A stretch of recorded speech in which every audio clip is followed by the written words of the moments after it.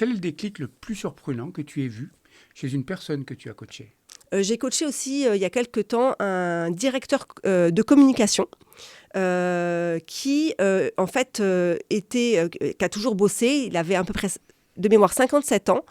Et il était au chômage depuis 6 mois à peu près. Et il n'avait pas eu d'entretien. Il avait postulé à plein de postes. Un peu perdu, quoi. Ouais, perdu et surtout en perte de confiance et perte d'estime de lui. Donc, il vient me voir, il me demande si je peux le coacher. Et on commence en effet un peu à travailler sur la confiance en soi, etc.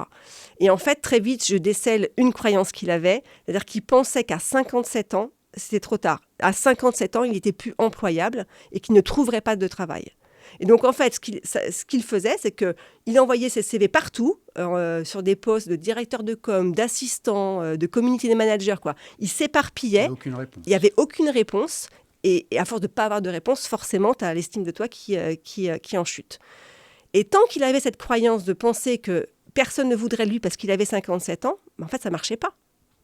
Donc, on a travaillé là-dessus. On a travaillé sur le fait que, non, à 57 ans, tu peux encore plaire à des entreprises, tu as une plus-value, tu as une valeur, et tu peux très bien être employé, même à 57 ans, et qu'il en soit convaincu.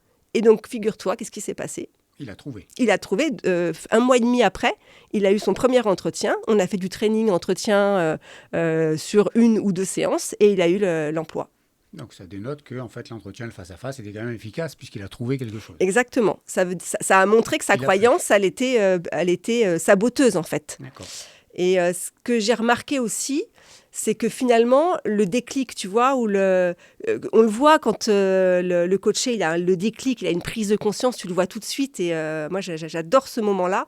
Et c'est pas prévisible. C'est-à-dire que t'as beau préparer tes séances et t'as beau te dire, tiens, je vais l'embarquer là-dedans, et je vais lui poser telle question. En fait, tu peux pas prévoir parce que la prise de conscience, elle est vraiment, elle appartient au coaché.